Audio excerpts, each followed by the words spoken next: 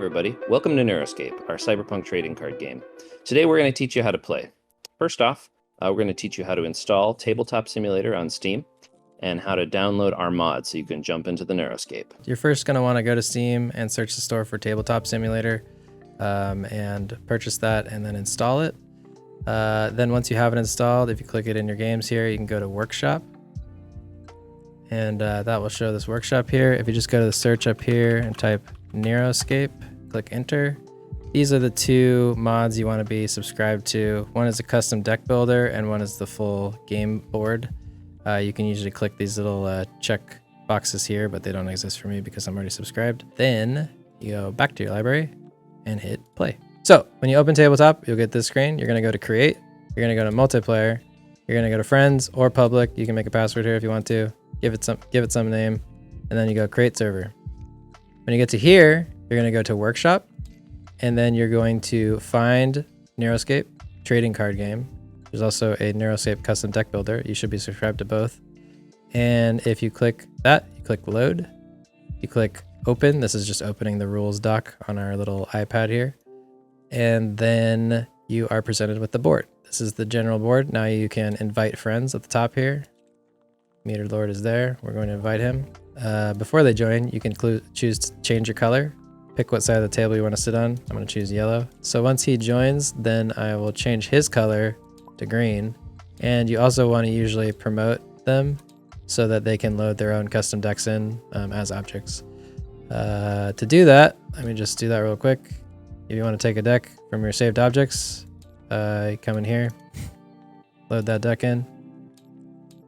And then you have your custom deck to play with. General ballpark of how you operate cards in the game is if you click and hold, it'll move a whole stack of cards. If you just swipe from it quickly, it will draw a card. You can do that as many times as you want. If you select them like this and press G, they will go back into a stack. And if you put them back on top, they will connect back with the main deck. I'm gonna put this over here for now. So to draw your initial hand, you're going to hover over this main deck and you're going to hit 5. 5 is going to draw 5 cards into your hand. You may have a look at those. To see them closer, you hold Alt and you can use scroll wheel to make them huge. This is usually nice just to be able to read everything. If you're on a Mac, it should be Option instead of Alt. Yes. Mac versus PC, battle it out. To flip a card over. So let's say you draw a ram here and you're going to flip it over. You hover over it, press F, that flips it over. You want to go to the top of your screen. There's a little number up here that'll say 15 if you just started. You want to switch that to 90 or whatever your preference is. And then when you hover over a card, if you hit E, it will run sideways. This is for running a card. And if you hit Q, it will go back to its standard position. You can rotate it all the way around if you want to, however you want to do that. To roll your dice, you can either roll it across the table, kind of fun. You hover over to see what you rolled, or you can hold Alt and see what you rolled. Or you can press R and it will roll it randomly for you. It doesn't feel like it's totally random sometimes, but it is. To shuffle your deck, hover over your deck, press R. You can also shake it. It's kind of annoying though, so we just usually press R. Up and down, do your health on either side. And I think those are kind of the basics of using Tabletop. To play a card from your hand, you're going to drag it out like that. You can also put it back in your hand. If you are using a Trojan card, this is kind of specific, but you can basically hover over it in your hand and press F. That will flip it over so your opponent can't see it when you drag it out. And then you can drag it out and put it there on their mainframe without them knowing what it is. Once it is on their mainframe, if you forget, like me, what the heck it is all the time, you can hold Alt and Shift, and that will peek at the card. And so the card is not flipping over on the table. It is just flipping over for me to see what it is. And that shows your little eye hovering on there so you can kind of see if your opponent's like peeking at it or something. But just don't cheat. And those are kind of the basics of the controls. Let's hop into a game. To begin, we'll just go over like the main goal of the game is to get your opponent's bioframe health or their mainframe health to 0. We're starting with a little extra here because of the mainframes that we chose, but we'll get into that later. All right, we're gonna go over some of the card types just to get you familiarized with everything. This is a mainframe card, and in the top corner it says MF, so you know it's a mainframe. These will have passive abilities that apply for the whole game. Your mainframe will start in play as well. It's going to start in your mainframe slot. It's kind of like a commander in Magic, except it starts already in play and it doesn't cost anything to get it out. These will have passive abilities. This one has, you begin the game with 2 bioframe health. Some will have activated abilities that will have this little button on the side with a cost on it. And you can activate those once per turn, similar to character cards. This is a RAM card. RAM is the basic econ unit of our game. You use RAM to play characters, programs, cyberware. Pretty much any card that you want to play in the game takes RAM. That RAM cost is usually listed in the top right corner of the card. This is a 2 terabyte basic RAM. So this is going to be played down below your mainframe. The RAM attaches to your mainframe and powers it. You have a separate deck, which is composed entirely of RAM cards. And once per turn, you can take 1 or 2 or no cards from this RAM deck and put it directly into play. There are also cards in the game that allow you to play extra RAM per turn. We'll get into that later when we get into the specifics of the game. When you run a RAM card as well, you just turn it sideways, similar to tapping in Magic. This is an example of a character card. This is a really basic character. It only costs 2 terabytes, as denoted in the top corner. It's called Operator. Its character type is listed in the middle. It says Character Hacker. It's also where you'll find if a card is a program or a cyberware. This one has 2 abilities, Index and Data Scrape. Both of the descriptions of those is below, and the little thing to the side of it is how much it costs to activate. You can only activate 1 ability per card per turn, unless you are boosting it with specific cards, but it's a pretty rare occasion. At the bottom here is your attack and defense. The top is attack, the bottom is defense. And this operates very similar to how Magic operates as far as character blocking and attacking. This is a program card. This one's called System Error. Program cards are cards that you play. Usually they have a one-time effect. Sometimes they will stay in play. They're different than character cards. They don't have an attack and defense. They can't attack or defend for you. In this case, this is a virus program, which is a type of program that you play once on your opponent's mainframe. There are 3 different slots on the mainframe that you can play this on. We'll go into a little more detail on that later, but 3 is the maximum number of cards you can have on a mainframe. This card, System Error, deals 2 damage to the opponent's mainframe health every turn in the beginning of their turn. So this is a very useful card that kind of ticks your opponent down over time. This is just one example of programs. So this is Riot Blade. It is a giant dagger that comes out of your arm, and it's 2 costs, so it's actually very cheap. This is a Cyberware card. Cyber is in the center here. This is actually an arm slot. If you see on the side of it, it has these little golden pins, and that basically tells you that this has 2 level 1 arm slots on it. So basically, these level 1 arm slots will connect to level 1 arm slots on this operator. If these were level 3, you could still connect the level 1. But if this Riot Blade was level 3 arm, because it's a higher power cyberware, you wouldn't be able to connect it to a small character like Operator. And those also apply to, as you can see on the top and the bottom is a body slot and the top is the head slot. And basically all the cyberware will have one type of slot, and the slot type is in the very center here. It'll say arm, body, or head. This one, your character just gets passive +2, +0 for 2 attack, 0 defense. And then it gets an added ability that you can activate that's 2 terabyte cost, and that deals 1 damage directly to any target. And then at the very bottom corner, there's a 4 here in a little skull. That's the Psychosis value. Psychosis, just very briefly, is you take the character's defense, you take all of the cyberware that's attached to it, add up all of the Psychosis, and then however much that goes over the character's defense is your die roll. Let's say in this scenario, if this was attached to Operator, you would be 3 over your defense. So if you roll a 3 or below, this character would go into Psychosis and it would attack you during your Psychosis check. This is an example of an environment card.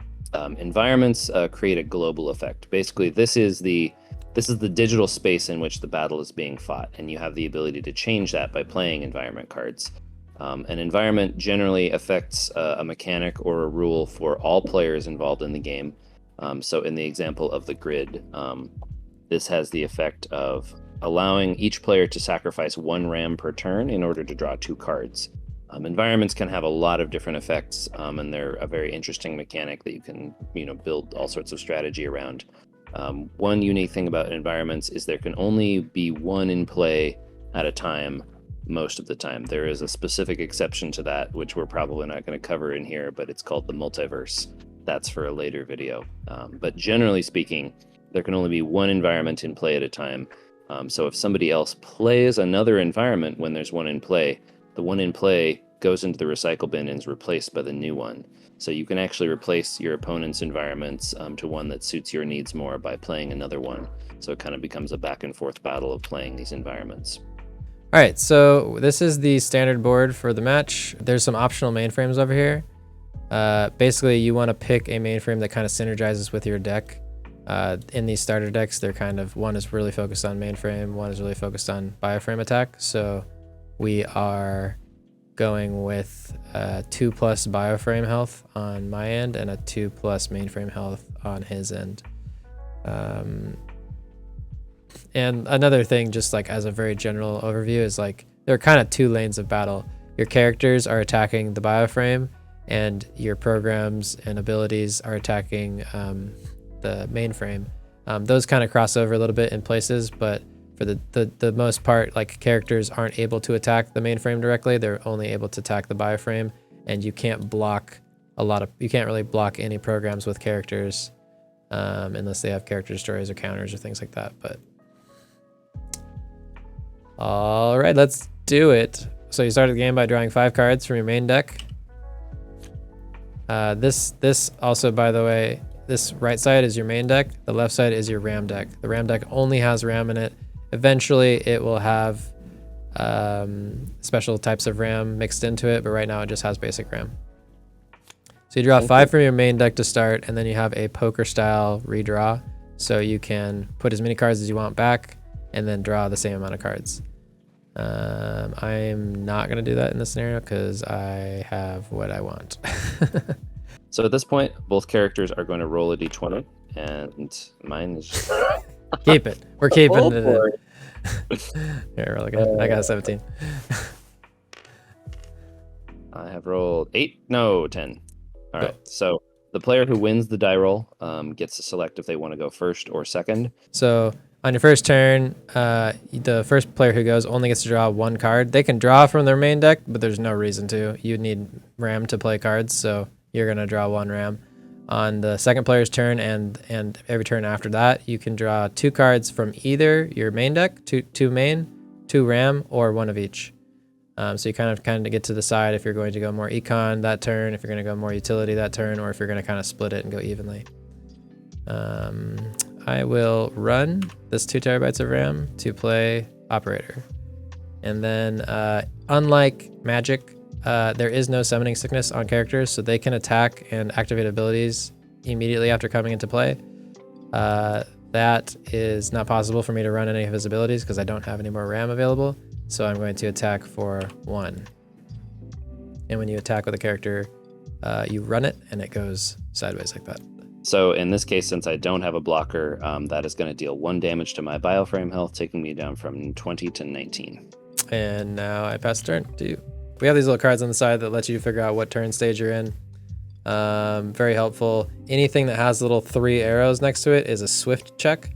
A swift check is basically similar to an instant in Magic. It's something that you can play at any time. Every character ability is swift, so you can play character abilities as long as the characters are not run at any time. And any cards that are scripts are swifts. At the moment, I think that those are kind of the only things that are swift. In the future, these cards will have that little 3 arrows on them if they are swift, so you'll be able to check very quickly and see, but they're still being redesigned. One thing I forgot to mention as well, when I put this character out, characters commit RAM. So this is a very unique aspect of this game.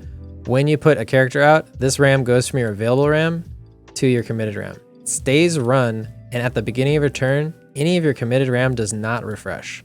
The only way you can get this RAM back is if your character is destroyed, or if you choose to force quit your character in your force quit stage. The other thing that you can do to your opponent that's like more of an advanced thing is you can destroy their RAM. And if you did have RAM, like let's say Alex destroyed this RAM right here when I had this character on the board, that actually throws me into a stability check, which means my mainframe goes unstable. I don't have enough RAM to run what I have out on the board, and I have to roll a d20 for each character that's out on the board. Even if I have RAM available to run some of them, if the whole mainframe goes unstable, everything goes unstable. You have to roll for each character. It gets kind of chaotic. The rolls for that are 10 or below, destroys the character, and 11 or above, the character is okay and lives to see another turn. If you are underpowered at the beginning of your turn, every single turn that you're underpowered at the beginning of your turn, you will have to roll for stability. So you want to make sure you're either force quitting stuff to allocate, like get RAM back, or you're playing more RAM to make sure you're stable next turn. That's kind of a more advanced thing though, and not something that comes up a lot in every match. All right, so now it's my turn. It is not the first turn of the game, so now I get to choose between drawing 2 cards in any combination I want from my main deck or my RAM deck. In this case, I'm going to choose to take 2 cards from my RAM deck, so I take those, turn them over, put them in my available RAM here. So these are refreshed and able to be used, so I have 4 terabytes total. And then I'm going to use 2 terabytes. I run it and move it to my committed because I'm using it to play Scrapper. Scrapper is a 1 attack, 1 defense character that costs 2 terabytes, and much like the operator character, she has 2 different abilities. So now I have this character in play. I am going to attack with it. So I run the character, and then we go to my opponent's blocker stage. His character, his operator, is running currently. So he's not able to block with it. Characters that are running can't attack or block or use abilities. So he will take 1 damage to his bioframe. And then that will be the end of my turn. I'll pass the turn. All right, now it's my second turn. I can draw 2, so I'm going to draw 2 RAM here. I'm going to refresh. This RAM is not going to refresh because it is still running operator. And then I am going to run index for 4 terabytes where I put a RAM from my RAM deck into play running. So I pull 1 more and already running. And these 2 will run because I ran index. And then I will attack for 1 with operator. And I'll also take 1 bioframe. So I can't block, and I take 1 bioframe, taking me down to 18. And it's your turn. All right. So I'm going to take another RAM, and then I'm going to take 1 from my main deck. Then I'm going to refresh my character here, so it's not running anymore. This committed RAM does not refresh because it's committed, like we mentioned. So now I have 4 available RAM to use. I'm going to use Scrapper's scrap heap ability. So to do that, I run 4 terabytes of RAM. And then I take another RAM and I put it into play, and it's already running, so I can't use it this turn. When you use a character's ability, you can only use 1 ability per character per round, but you can use a character's ability and also attack or defend with it. So I'm going to attack with Scrapper. We're basically doing the same thing because these characters are both RAM finders. They're very cheap cost characters, but you basically use them to help snowball your econ a little bit early game, and help you get bigger characters and programs out later. Pass the turn to you. Heal. I will refresh all my available RAM, and I will install system error on your mainframe for 4. Anything that you're installing program wise, basically anything except for characters, does not commit RAM. So this RAM will be available next turn when it refreshes. Right now I can't use it, but that's how that works. So this virus that I installed on his mainframe, this is mainframe over here. This virus I installed during his maintenance stage, which is the very first stage of his turn. He will take 2 damage to his mainframe every single turn until that is destroyed or force quit. I could force quit it, but there's no reason I would do that because it's going to try and kill him. This guy is refreshed from my last turn, and I will not attack. And it is your turn. So now I'm leaving that character available to block. If he does attack me, we both have the same attack and defense, so I would be able to block him and we both die. But I don't think he will do that. Probably not. So, the first thing I have to decide is what cards I want to draw. First thing I have to decide is taking damage. Oh, yes, you did play your system error.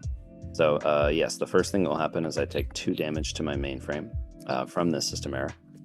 Then I'm going to draw 2 cards from my main deck. Well, those are fun. And then I'm going to refresh all of my RAM and my characters. We are going to run 2 RAM to play a program. This program is called Hyperclock. Girl. So Hyperclock is a program that costs 2 terabytes to play, and it allows you, as an additional cost, you have to pay 3 of your mainframe health. And it gives you 6 terabytes of RAM until the end of turn. So this is like temporary RAM. It doesn't stay with you. You can use it on this turn, and if you don't use it on this turn, it disappears. So I'll pay the 3 health there. This card, because it's a program, an EXE card, it goes directly into my recycle bin. So now I have an extra 6 RAM to play with. I'm going to run another of my RAM cards. So now I have 8 total. And I'm going to use that to play this Iron Oni card. This is an 8 terabyte cost character. It has 5 attack and 3 defense, and it has the ability Silent Execution. So then I am going to run my remaining RAM for 2 terabytes to play this Cyberware. So, as we mentioned in the opening of the video, Cyberware attaches 2 different slots on the characters. This one has slots on the side, and it says it's an arm Cyberware, so this will attach on the left or the right arm of the character. See how the slots line up? This Iron Oni has level 3 Cyberware slots donated by the 3 gold pins here, so it can equip a level 3, 2, or 1, any level of Cyberware. This is a level 2 arm slot, so this is eligible to go on this character. So this will give Iron Oni plus 2 attack and plus 0 defense. It has 0 psychosis because it's just a gun. It's something they're holding. It's not attached to their body, so this won't actually affect the psychosis values. So with that said, I'm going to move into my battle stage, and I am going to attack with my Iron Oni. So currently that is a 7 attack, 3 defense character. Because he's getting the 2 plus attack from the Spectre 9mm. So he's a big thicko now. That's doing 7, you said? Yes. Okie dokie, I'll take it. Takes the 7. And that is the end of my turn. I pass the turn. Let's see what we want to do.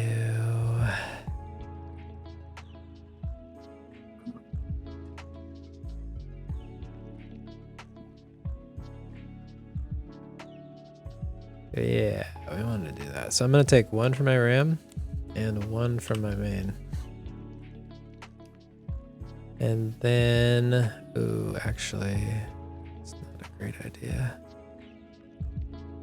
Oh, that's a great idea. We will put this riot blade on our operator. Has a 1 slot, and it's a 1 slot on the operator, so it's an arm. It has 4 psychosis, so I will have to take a psychosis check this turn. But once that is on there, ooh, no, I don't need that. We'll do. He's got a very powerful character right now, so it's a little bit. Gotta choose my moves wisely. I will. So I ran 2 for Riot Blade, and then I will go ahead and install. Oops. Install this data crown on operator as well, because it's 2 slot for the head. This is a 1 head slot. This is a little bit of a risky move because both of these together makes 10 psychosis. This has a 6, this has a 4. He's only a 1 defense character, so I'm gonna be A 9 or below is going to make me attack myself. And then I will use my last ram to run slash, which deals 1 direct damage to Scrapper. That is enough to kill her, so she goes into the recycle bin. And then I will go ahead and attack for 3 because I have 2+ from the right blade. Or sorry, before I attack, my bad. Before I attack, I need to roll for Psychosis. So right now, I got 4 from right blade. I got 6 from Data Crown. That's a 10 minus my 1 defense. That means 9 or below. I'm gonna attack myself. Hopefully that doesn't happen. Oh, we rolled in that one. Really did that. Okay, cool. Then I take 3 damage to myself. Neato. And then this character is run because it attacked. And it is your turn.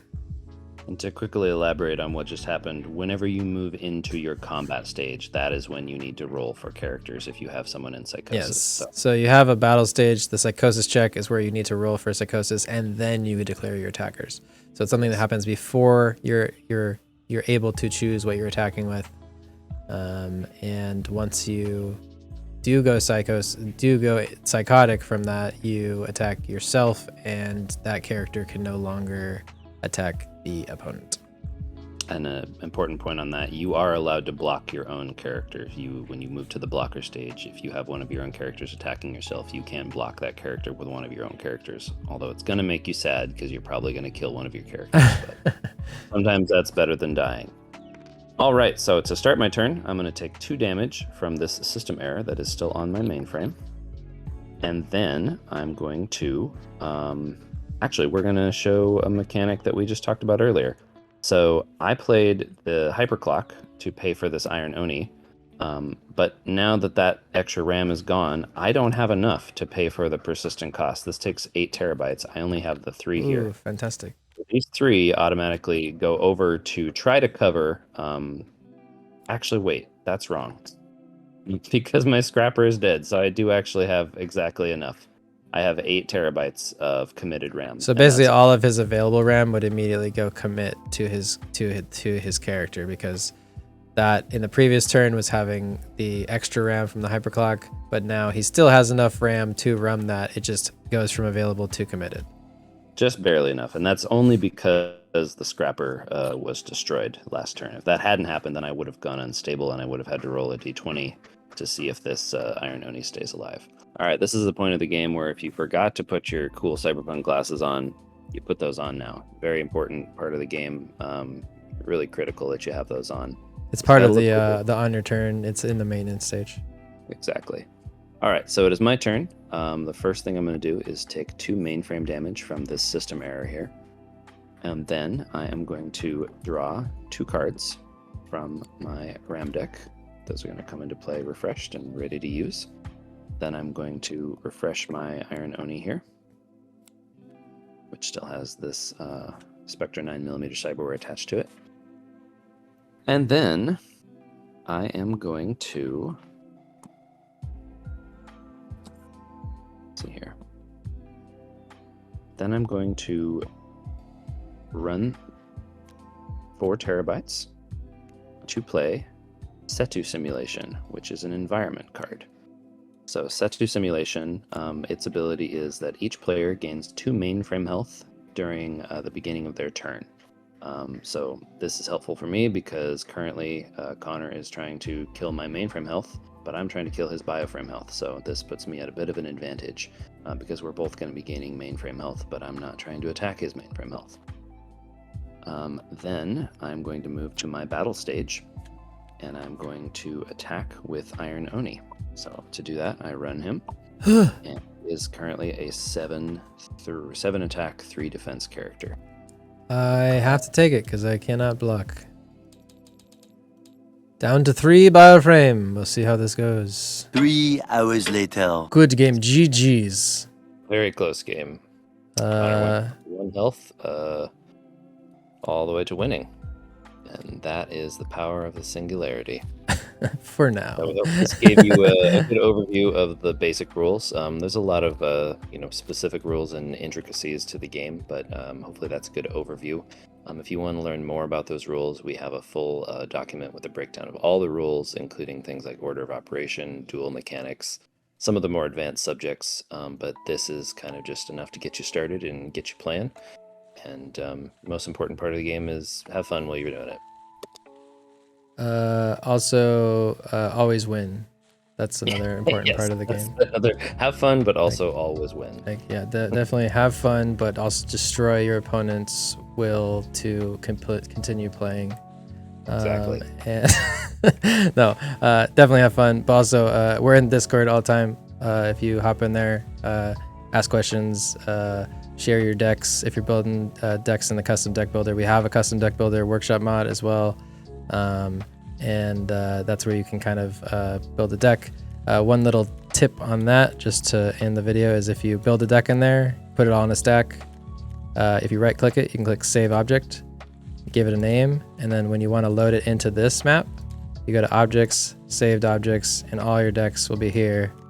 You can drag them in and then use them to play to your heart's content. Thank you for watching, and hopefully this video wasn't way too long, but we actually do plan to make a very brief summarized version of this video, more edited. We just wanted to get this out there so that there was an easy way to kind of get up to speed on the rules without reading through all of the specific details in the written rules. And keep cyberpunking and shooting, you know, just being in the mainframe and stuff. Be cool and stay in school, or don't. We're not your parents.